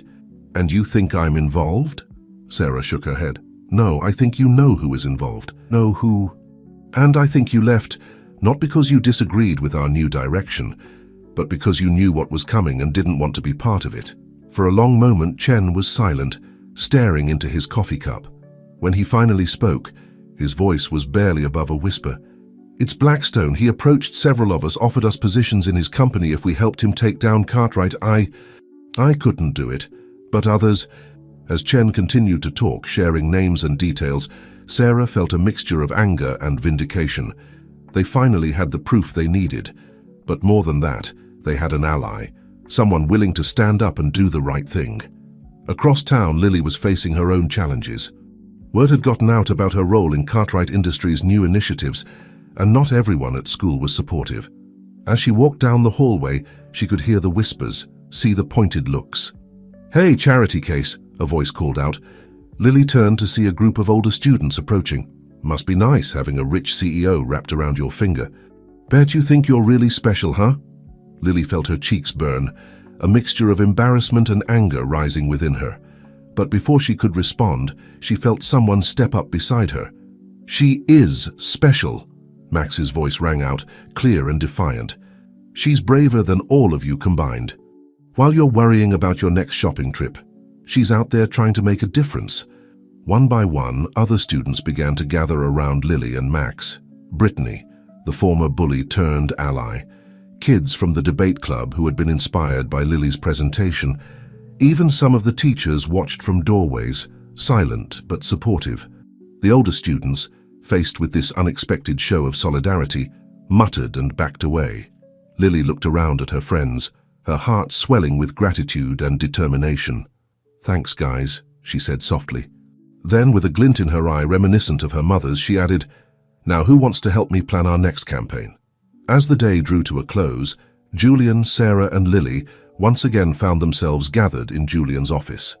They shared the events of the day, the new strategy, Sarah's meeting with Chen, Lily's experience at school. We're making progress, Julian said, a cautious optimism in his voice. But Blackstone won't give up easily. We need to be prepared for whatever comes next. Sarah nodded, her hand finding Julian's in a gesture that had become familiar and comforting. We will be, together. Lily, watching them, felt a sense of pride and purpose stronger than she had ever known. This wasn't just about saving a company anymore. It was about standing up for what was right, about showing the world that compassion and success could go hand in hand. As they looked out over the city, the lights twinkling like stars in the gathering dusk, each of them silently renewed their commitment to the fight ahead. They had weathered the first storm, had stood firm in the face of adversity, and though greater challenges lay ahead, they faced them not with fear, but with hope and determination. For in their unity, in their unwavering belief in the power of doing good, they had found a strength that no corporate raider, no smear campaign, no amount of adversity could shake. They were ready for whatever came next, ready to continue their fight to change the world, one ethical decision at a time. The early morning sun cast long shadows across Julian Cartwright's office as he stood by the window, phone pressed to his ear. His face was a mask of concentration as he listened to the voice on the other end.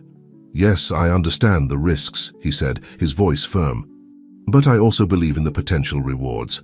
Thank you for your support. As he ended the call, Sarah entered the office, a cautious smile on her face. Good news? Julian nodded, allowing himself a small smile.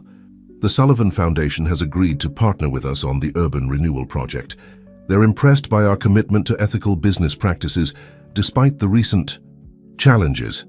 Sarah's smile widened. That's fantastic, Julian. This could be the breakthrough we've been waiting for. Their moment of celebration was interrupted by a knock at the door. David entered, his face grave. Sir, you need to see this. He handed Julian a tablet open to a financial news site. The headline made Julian's heart sink. Cartwright Industries faces class action lawsuit. Shareholders allege mismanagement and fraud. Julian's jaw clenched as he scanned the article. This is Blackstone's work. He's rallying the shareholders who are unhappy with our new direction. Sarah read over his shoulder, her expression hardening. We knew this might happen. But we've prepared for it, Julian. We have the truth on our side. Julian nodded, squaring his shoulders. You're right. David, get the legal team in here. We need to craft our response. As the day progressed, Julian and his team worked tirelessly to address the lawsuit. They gathered evidence of the company's financial health, prepared statements for the press, and reached out to supportive shareholders. Meanwhile, across town, Lily was facing her own battle. She stood before her class, presenting the results of their homeless youth awareness campaign. Thanks to your efforts, Lily said, her voice clear and confident, we've raised over $50,000 for local shelters. But more importantly, we've started a conversation. People are talking about youth homelessness, really seeing it for the first time. As she finished her presentation, Lily was met with enthusiastic applause from her classmates and a beaming smile from her teacher. But as she returned to her seat, she couldn't help but notice a group of students in the back, whispering and casting angry glances her way. After class, as Lily was gathering her things, one of these students approached her. You think you're so special, don't you? The girl sneered. With your rich uncle and your charity work, but we know the truth. Your mom's company is stealing from people, and you're just a part of their PR stunt. Lily felt her cheeks burn with anger and embarrassment, but before she could respond, Max stepped in. Back off, Jessica, he said, his voice low but firm. You don't know what you're talking about. As Jessica stormed off, Lily turned to Max with a grateful smile. Thanks, she said softly. Max shrugged, a slight blush coloring his cheeks. That's what friends are for, right? Don't let them get to you, Lily. What you're doing, it's important. Lily nodded, squaring her shoulders. She thought of her mother and Julian fighting their own battles. If they could stand strong in the face of adversity, so could she. Back at Cartwright Tower, Sarah was in the midst of a challenging meeting with community leaders. The room was tense, filled with worried faces and pointed questions. Mrs. Carter, one woman said, her voice tinged with fear. We've heard rumors that Cartwright Industries is in trouble. What happens to our programs if the company goes under? Sarah took a deep breath, meeting the woman's gaze steadily. I understand your concerns, she said, but I want to assure you, Cartwright Industries is not going anywhere. Yes, we're facing challenges, but we're also stronger than ever because we have people like you supporting us. She went on to outline their plans, their commitment to the community, and the safeguards they had put in place to ensure the continuation of their programs. Slowly, she could see the tension in the room easing, replaced by cautious optimism. As the meeting concluded, one of the community leaders approached Sarah. You know, he said quietly, when Cartwright Industries first announced these initiatives, I was skeptical, thought it was just another corporate PR move. But seeing you here, hearing your passion, I believe in what you're doing, and I think others will too if they get the chance to see it firsthand. Sarah felt a surge of hope at his words. Thank you, she said warmly. That means more than you know.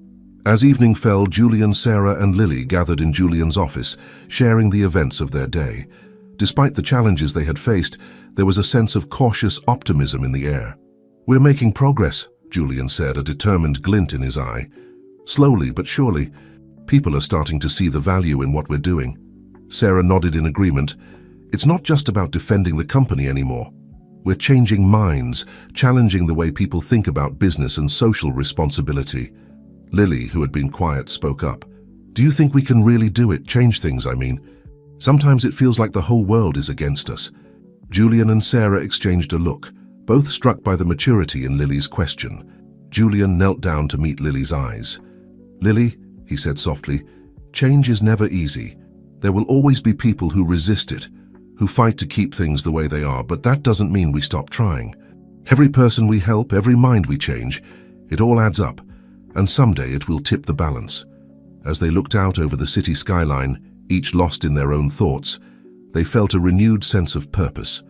The road ahead was still long and fraught with challenges, but together, they were ready to face whatever came their way. Little did they know the greatest test of their resolve was just around the corner. The tension in the air was palpable as Julian Cartwright strode into the emergency board meeting. The faces that greeted him were a mix of concern, skepticism, and barely concealed hostility. He could feel the weight of their expectations, their fears pressing down on him. "Ladies and gentlemen," Julian began, his voice steady despite the turmoil in his gut, "I know you're all aware of the challenges we're facing, the lawsuit, the media scrutiny, the drop in our stock price, but I'm here to tell you that Cartwright Industries is stronger than ever." A scoff from the end of the table interrupted him. It was Gerald Thompson, the CFO who had been the most vocal opponent of Julian's new direction. "Stronger?"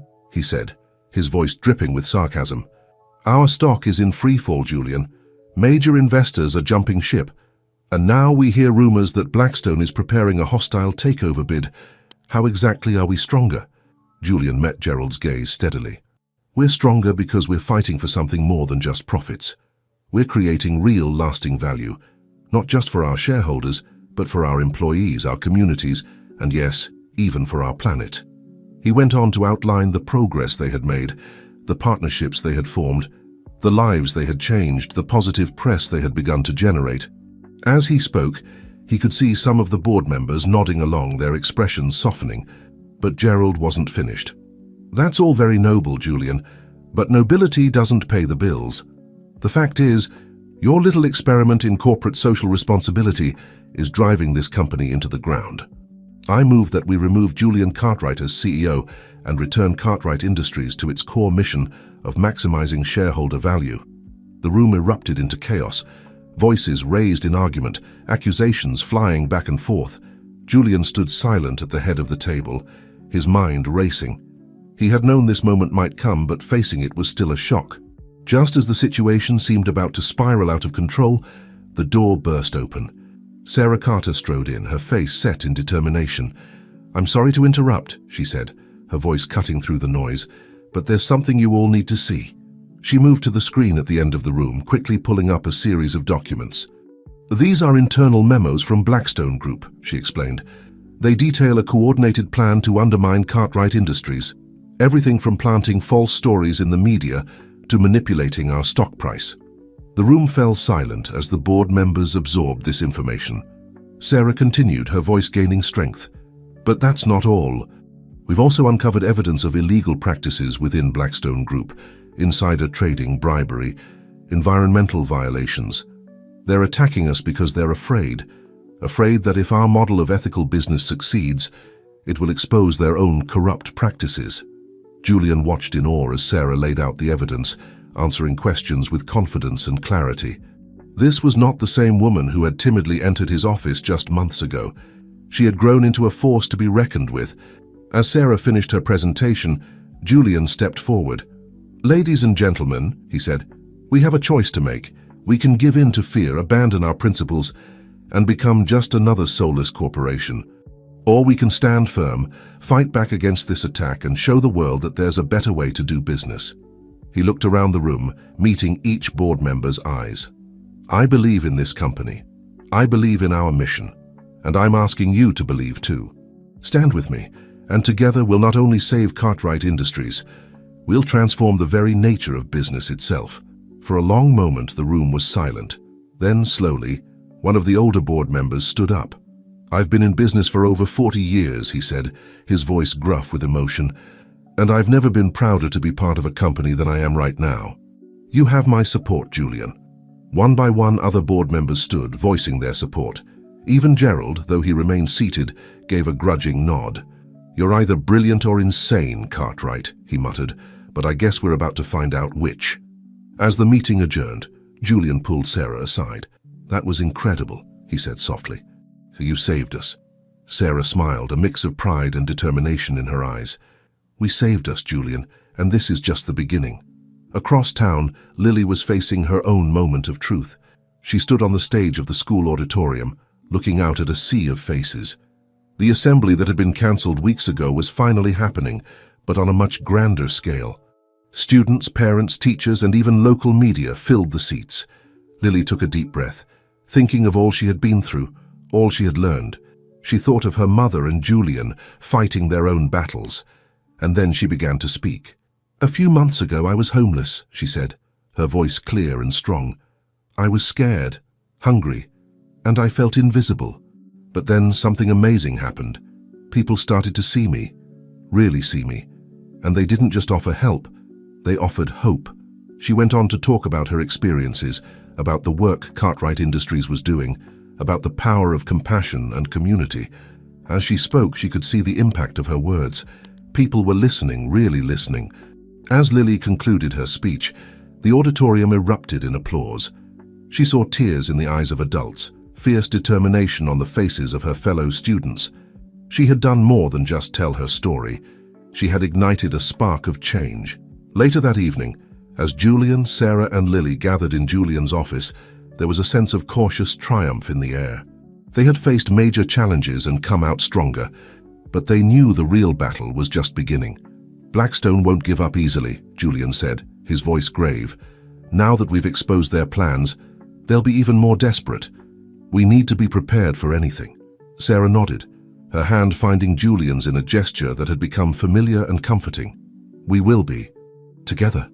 Lily, watching them, felt a surge of pride and determination. "We've come this far," she said. "We can't give up now." As they looked out over the city, the lights twinkling like stars in the gathering dusk, each of them silently renewed their commitment to the fight ahead. They had weathered the storm, had stood firm in the face of seemingly insurmountable odds. And though greater challenges lay ahead, they faced them not with fear but with hope and unshakable resolve. For in their unity, in their unwavering belief in the power of doing good, they had found a strength that no corporate raider, no smear campaign, no amount of adversity could break. They were ready for the final battle, ready to fight for their vision of a world where business could be a force for good. The stage was set for a showdown that would not only determine the fate of Cartwright Industries, but could potentially reshape the entire landscape of corporate America. And at the heart of it all stood an unlikely trio. A visionary CEO, a former homeless mother, and a brave little girl, united in their determination to prove that compassion and success could go hand in hand. As night fell over New York City, the real fight was just beginning. The New York skyline glittered in the early morning light as Julian Cartwright stood at the window of his office, his reflection a ghostly image superimposed over the city he loved. In just a few hours, he would face the fight of his life, a shareholders' meeting that would determine the fate of Cartwright Industries. A soft knock at the door interrupted his thoughts. "Come in," he called, turning to see Sarah enter, a determined set to her jaw. "Are you ready for this?" she asked, coming to stand beside him. Julian nodded, his gaze returning to the city below. "As ready as I'll ever be. But Sarah, no matter what happens today, I want you to know." She cut him off with a gentle hand on his arm. "I know, Julian, and we're in this together, remember? All of us." As if on cue, the door opened again and Lily poked her head in. "Mom, Mr. Cartwright, the car's here." Julian couldn't help but smile at the sight of Lily, dressed in a smart blazer that made her look older than her years. "Well then," he said, straightening his tie, "I suppose it's showtime." The ride to the convention center where the shareholders' meeting would be held was tense but determined. Julian reviewed his notes one last time, while Sarah fielded last-minute calls and messages. Lily sat quietly, her young face serious as she watched the city flash by outside the window. As they pulled up to the convention center, they were met by a sea of reporters and photographers. Flashbulbs popped and questions were shouted as they made their way inside, Julian's hand protectively on Lily's shoulder, Sarah bringing up the rear. Inside, the main hall was packed. Shareholders, both friendly and hostile, filled the seats. At the front of the room, Julian could see Richard Blackstone, a smug smile playing on his lips. As Julian took the stage, a hush fell over the crowd. He looked out over the sea of faces, took a deep breath, and began to speak. "Ladies and gentlemen, shareholders of Cartwright Industries, we stand at a crossroads today. not just for our company, but for the very nature of business itself. He went on to outline the journey of the past few months, the challenges they had faced, the lives they had changed, the new paradigm of ethical business they were pioneering. "We've been accused of being dreamers, of sacrificing profits for ideals," Julian continued, his voice growing stronger. "But I ask you, what is the true purpose of business? Is it merely to make money no matter the cost to our communities, our environment, our very souls? Or is it to create value, real, lasting value that enriches not just our shareholders, but our world?" As Julian spoke, he could see the mood in the room shifting. Even those who had come in skeptical were listening intently. But then, just as he was building to his conclusion, a voice rang out from the audience. "Pretty words, Cartwright," Blackstone called, standing up. "But words don't pay dividends. The fact is, your ethical approach has tanked this company's stock. You're destroying shareholder value with your misguided idealism." A murmur ran through the crowd. Julian felt his heart sink as he saw some shareholders nodding in agreement. But before he could respond, another voice spoke up. "That's not true," Sarah said, stepping up to the microphone. "And we can prove it." With calm confidence, Sarah began to present the data they had gathered. She showed how Cartwright Industries' new initiatives were actually opening up new markets, improving employee retention and productivity, and positioning the company for long-term sustainable growth. "Yes, our stock price has taken a hit in the short term," Sarah acknowledged, "but that's not because our strategy is failing. It's because of a coordinated attack on our company, an attack orchestrated by none other than Richard Blackstone and his associates." The room erupted in gasps and exclamations as Sarah presented the evidence they had gathered, the leaked memos, the financial records showing Blackstone's manipulation of Cartwright Industries' stock. Blackstone leapt to his feet, his face red with anger. "This is slander," he shouted. "You have no proof." "Actually," a new voice cut in, "they do." All eyes turned to see David Chen, Julian's former executive, walking down the aisle. In his hands, he carried a thick folder. "I was part of Blackstone's plan," Chen said, his voice ringing out in the stunned silence. "I helped him gather inside information on Cartwright Industries, but I couldn't go through with it. What Julian and his team are doing, it's important, it matters, and I have all the documentation to prove Blackstone's illegal activities." For a moment, the room was so quiet you could hear a pin drop. Then chaos erupted. Shareholders began shouting questions. Reporters who had snuck in were frantically taking notes. And in the midst of it all, Blackstone stood frozen, his face a mask of shock and fury. Julian raised his hands, calling for quiet. "Ladies and gentlemen," he said, his voice cutting through the noise, "you've heard the evidence, you've seen what we're trying to accomplish. Now, the choice is yours. Will you stand with us and be part of a new era of ethical, sustainable business? Or will you cling to the old ways even when they've been exposed as corrupt and destructive?" As the shareholders began to discuss among themselves, Julian stepped back from the podium, his heart racing. Sarah came to stand beside him, slipping her hand into his. Lily joined them, her young face a mix of anxiety and hope. "What happens now?" Lily whispered. Julian squeezed her shoulder gently. "Now, we wait, and we hope that we've done enough to show people a better way forward." As the minutes ticked by, the tension in the room was palpable. Julian, Sarah, and Lily stood together, a united front facing whatever the future might hold. They had fought with everything they had laid bare their vision for a more compassionate, ethical form of capitalism. Now, it was up to the shareholders to decide whether that vision would become a reality or whether it would be crushed under the weight of old prejudices and fears. As the room buzzed with heated discussions and last-minute deliberations, the fate of Cartwright Industries, and perhaps the future of business itself, hung in the balance. The tension in the convention center was electric as the shareholders of Cartwright Industries prepared to cast their votes. Julian, Sarah, and Lily stood together at the front of the room, a united front against the storm that had threatened to tear them apart. As the voting began, Julian felt a small hand slip into his. He looked down to see Lily, her face a mixture of hope and anxiety. On his other side, Sarah stood tall, her chin raised in defiance of the challenges they had faced. In that moment, Julian realized that no matter the outcome, he had already won something far more valuable than any business deal. He had found a family.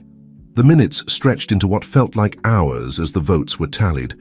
Julian could see Blackstone pacing at the back of the room, his face a mask of barely contained rage. The once mighty businessman now looked small and desperate, his carefully constructed facade crumbling under the weight of his exposed misdeeds. Finally, the head of the election committee stepped up to the microphone. The room fell silent, every eye fixed on the man who held their fate in his hands. "Ladies and gentlemen," he began, his voice echoing through the hall, "I have the results of the shareholder vote." Julian held his breath, feeling Sarah's hand tighten on his arm. By a margin of 62% to 38%, the shareholders have voted to support the current leadership and direction of Cartwright Industries. For a moment, the room was utterly silent. Then, as if a dam had broken, cheers erupted. Supporters rushed forward, surrounding Julian, Sarah, and Lily in a sea of congratulations and relief. As Julian shook hands and accepted congratulations, he caught sight of Blackstone slipping out a side door, his dreams of a hostile takeover shattered. But there was no time to dwell on defeated enemies. There was work to be done. Stepping back up to the microphone, Julian raised his hands for quiet. "Thank you," he said, his voice thick with emotion. "Thank you for your faith in us, in our vision. But this isn't just a victory for Cartwright Industries. This is a victory for a new way of doing business, a way that values people and planet alongside profit." He went on to outline his plans for the future: expanded community outreach programs, increased investment in sustainable technologies, and a commitment to transparency and ethical practices that would set a new standard for corporate America. As Julian spoke, Sarah couldn't help but marvel at the transformation she had witnessed. The man who had once embodied the cold, profit-driven face of capitalism now spoke with passion about social responsibility and community investment, and she had played a part in that transformation. When Julian finished his speech, Sarah stepped up to the microphone. "I'd like to say something, if I may," she said, her voice steady despite the butterflies in her stomach. "A few months ago, I was homeless, desperate, with no hope for the future. Cartwright Industries didn't just give me a job, they gave me a purpose. They showed me that business can be a force for good in the world. And now I want to extend that same hope to others." She went on to announce the creation of a new division within Cartwright Industries, dedicated to providing job training and support for homeless individuals and at-risk youth. As she spoke, she could see tears in the eyes of many in the audience, and she felt a surge of pride and determination. As Sarah stepped back, it was Lily's turn to speak. The young girl approached the microphone, looking small but determined in front of the crowd of adults. "I used to think that grown-ups had all the answers," Lily began, her voice clear and strong. "But what I've learned is that sometimes it takes a child to remind adults of what really matters. Kindness matters. Fairness matters. Doing the right thing matters." She went on to talk about her experiences, about the friends she had made and the lives she had seen change through Cartwright Industries initiatives. As she spoke, Julian and Sarah exchanged a glance, both overwhelmed with pride for the remarkable young woman Lily had become. As the meeting drew to a close, Julian, Sarah, and Lily found themselves surrounded by well-wishers and supporters. Reporters clamored for interviews, shareholders offered congratulations, and even some of Julian's former critics approached to express their newfound support. But amidst the chaos, the three of them found a moment of quiet together. "We did it," Sarah said softly, her eyes shining with unshed tears. Julian nodded, pulling both Sarah and Lily into a hug. "We did. All of us, together." Lily looked up at them both, a mischievous glint in her eye. "So, does this mean I get to be CEO next?" Julian and Sarah burst out laughing, the tension of the past weeks finally breaking. As their laughter echoed through the hall, it felt like a new chapter was beginning, not just for them but for the entire business world. Outside, the New York sky was clearing after days of rain, the sun breaking through the clouds. It seemed a fitting metaphor for the bright future that lay ahead. Cartwright Industries had not just weathered the storm, they had emerged stronger, more purposeful, and ready to lead the charge into a new era of ethical, compassionate capitalism. As they left the convention center, stepping out into the sunlight, Julian, Sarah, and Lily knew that their journey was far from over. There would be new challenges to face, new battles to fight, but they would face them together, armed with the knowledge that one small act of kindness could spark a revolution, that one company could change the world, and that even in the darkest times, hope could flourish. The future was bright, full of possibility. And they were ready to meet it head-on, united in their vision of a better world, a world where business could be a force for good, where compassion and success could go hand in hand, and where even the smallest voice could make a difference. As they walked towards their waiting car, Lily between them, holding both their hands, Julian and Sarah exchanged a glance over her head. No words were needed. They had found more than success. They had found a family, a purpose, and a shared dream of a better tomorrow. And that, they knew, was the greatest victory of all. 5 years had passed since that fateful shareholders' meeting, and the world of business had never been the same. Cartwright Industries' bold move towards ethical capitalism had sent shockwaves through corporate America, inspiring a wave of change that few could have predicted. Julian Cartwright stood at the podium of a grand auditorium, addressing a crowd of eager young faces. It was the annual Ethical Business Summit, an event that had grown from a small gathering in a community center to a global phenomenon, attracting future leaders from around the world. "When we began this journey," Julian said, his voice carrying easily through the hall, "many said it couldn't be done. They said that business and ethics were incompatible, that profit and social responsibility couldn't coexist. But look at us now." He gestured to the screens behind him, displaying graphs and charts that told a remarkable story. Cartwright Industries' profits had not only recovered, but soared, as consumers and investors alike flocked to support their ethical practices. But more importantly, their success had sparked a revolution. Today, over 60% of Fortune 500 companies have adopted similar ethical business models, Julian continued. "We're seeing a shift in corporate culture that's transforming lives, communities, and our planet. And it all started with a simple idea, that doing good and doing well don't have to be mutually exclusive." As Julian concluded his speech to thunderous applause, he caught sight of Sarah in the wings, beaming with pride. She was no longer just the head of community outreach. She had become a powerful advocate for corporate social responsibility, her own story inspiring countless others to believe in the possibility of change. After the speech, as Julian mingled with attendees, a young woman approached him, her eyes shining with admiration. "Mr. Cartwright," she said, "your work has been such an inspiration. So I'm starting my own social enterprise, and I was wondering if you had any advice." Julian smiled warmly. "The best advice I can give you is something I learned from a very wise young girl," he said. "Remember that kindness matters, fairness matters, and doing the right thing always matters. Stay true to those principles and you can't go wrong." As the young woman walked away, visibly moved, Sarah joined Julian. "Still quoting Lily after all these years," she said with a fond smile. Julian chuckled. "Well, she did start it all in a way. Speaking of which, have you heard from her?" Sarah nodded, her eyes twinkling with pride. "She just called. She's on her way back from the Youth Empowerment Conference in Geneva. Apparently her speech was a hit. They're already asking her to come back next year." Julian shook his head in wonder.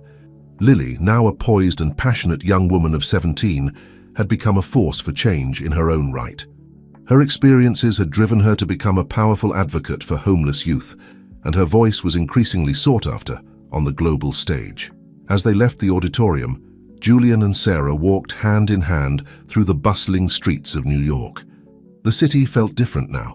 There was a palpable sense of hope and purpose in the air. Where once there had been shuttered storefronts and forgotten corners, now there were thriving community centers, green spaces, and innovative social enterprises. They passed a sleek building with the Cartwright Industries logo prominently displayed. But beneath it was another sign that made them both smile: home of the Lily Carter Youth Empowerment Program. "Do you ever wonder," Sarah mused as they walked, "what would have happened if Lily hadn't burst into your office that day? If we hadn't taken that leap of faith?" Julian was quiet for a moment, considering. "I think about it often," he admitted. "We were all lost in our own ways. Me in my pursuit of profit at any cost. You in your struggle to survive. Lily in her loneliness and fear. But together, we found a new path. We found purpose." As they continued their walk, they passed countless examples of the change they had helped to create. A formerly abandoned lot now housed a thriving urban garden, providing fresh produce and job training to the local community. A state-of-the-art recycling facility stood where a polluting factory had once belched smoke into the sky. And everywhere, there were signs of a new kind of prosperity, one that lifted all boats, not just the yachts of the wealthy. But it wasn't just the physical changes that struck them. It was the shift in attitude they encountered everywhere they went. People smiled more, engaged with their neighbors, took pride in their communities. The culture of cutthroat competition that had once defined the city was giving way to one of collaboration and mutual support.